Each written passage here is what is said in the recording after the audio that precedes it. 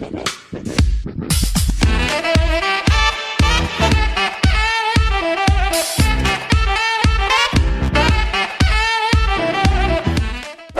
kali ini bakal ceritain tentang permainan-permainan rakyat Indonesia pada zaman dulu.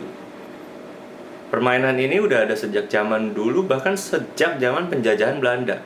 Permainan ini juga masih sering dimainin sama anak-anak tahun 90-an. Tapi di tahun sekarang ini udah jarang banget nih dimainin. Kenapa ya kira-kira?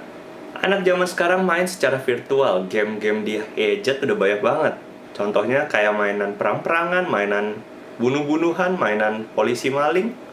Zaman dulu kayaknya gue main polisi maling itu sama teman komplek, pakai HT yang dari bungkus rokok ditusukin lidi, nyambung mangga ketusuk kupingnya. Oke, ini adalah list permainan-permainan rakyat zaman dulu yang udah jarang banget dimainin sama anak-anak zaman sekarang. Petak umpet adalah permainan di mana sekelompok orang itu akan dibagi ke dalam dua tim. Umumnya dibagi antara satu orang dan yang lainnya itu akan ngumpet. Di satu orang ini akan menghitung sampai sekian lah, dan orang-orang yang lain tuh akan ngumpet. Permainan ini udah ada dari zaman Belanda dan juga sebenarnya permainan ini tuh internasional karena di banyak negara pun ada. Permainan ini punya nama lain, kalau bahasa kerennya itu hide and seek. Permainan petak umpet ini sebenarnya melatih anak-anak untuk bisa mencari apa yang dia ingin capai sampai dia harus ketemu gitu loh. Tapi permainan ini jangan sekali-sekali kamu mainin pas maghrib.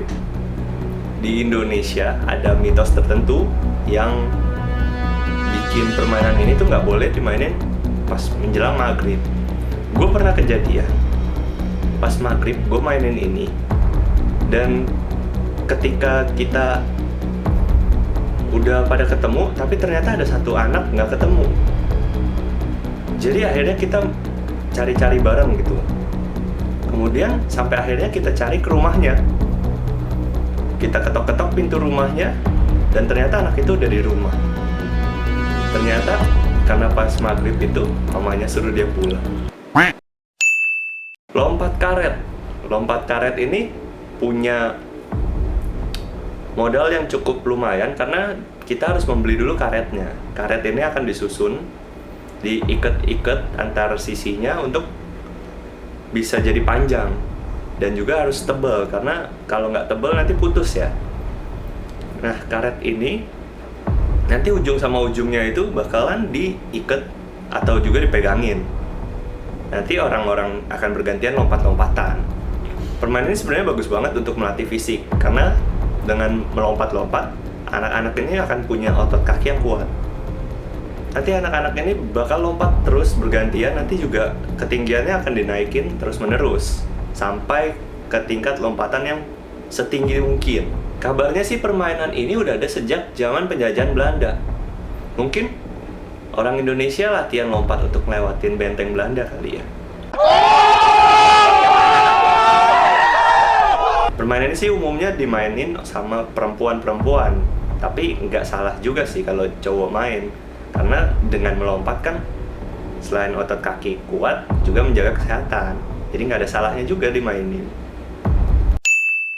Permainan bentengan ini adalah permainan kelompok, harus dimainin secara berkelompok, karena kalau sendirian nggak ada lawannya ya. Jadi konsep dari bentengan ini adalah ada yang menjaga bentengnya, kemudian mereka harus saling lawan untuk mengambil alih benteng lawannya gitu. Jadi ini sebenarnya konsep penjajahan, karena permainan ini sebenarnya diadain setelah masa kemerdekaan. Jadi mungkin masyarakat Indonesia ini terinspirasi dari kemerdekaan ini sendiri ya. Zaman dulu dijajah dan dia sekarang menjajah. Nice. Manfaat dari permainan ini banyak banget. Selain melatih fisik, melatih strategi dan juga kekompakan antar tim. Karena permainan bentengan ini harus menggunakan strategi untuk mencuri benteng lawan dan juga menyelamatkan tawanan-tawanan. Jadi ketika temen lu diambil sama musuh, lu harus menyelamatkan si temen ini. Tapi bisa juga dikorbanin kalau memang kebutuhan timnya lebih penting untuk langsung ngambil si benteng itu gitu loh. Permainan ini membutuhkan lapangan yang lumayan luas karena permainan ini dimainkan secara beramai-ramai. Selain butuh lapangan luas, butuh juga tiang antar kedua sisinya. Biasanya kalau di sekolahan mungkin pakai ring basket ya, atau juga mungkin bisa pakai sendal di ujung-ujungnya. Jadi bentengnya itu diganti sendal. Ya nggak elit sih, tapi ya oke lah, namanya juga permainan rakyat. Bukan sengklek. Kalau sengklek berarti otak lu ya gitu deh. Permainan engklek ini umumnya adalah menggunakan gambar yang dicoret di jalan raya gitu kan biasanya. Gambarnya ini berbentuk kotak-kotak seperti papan, pokoknya kotak-kotak. Kemudian di ujungnya itu biasanya sih dibentuk setengah lingkaran, atau juga sebenarnya ada model lain kayak gini. Ternyata ada juga gambar yang mirip pesawat dan juga mirip kincir angin di ujungnya.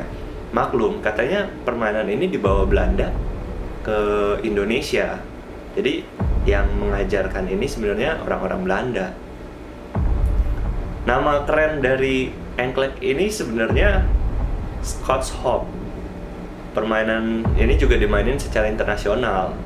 Orang luar juga main. Cara bermainnya adalah setelah menggambar kotak-kotak di jalanan, kemudian kita harus memilih gacoan kita.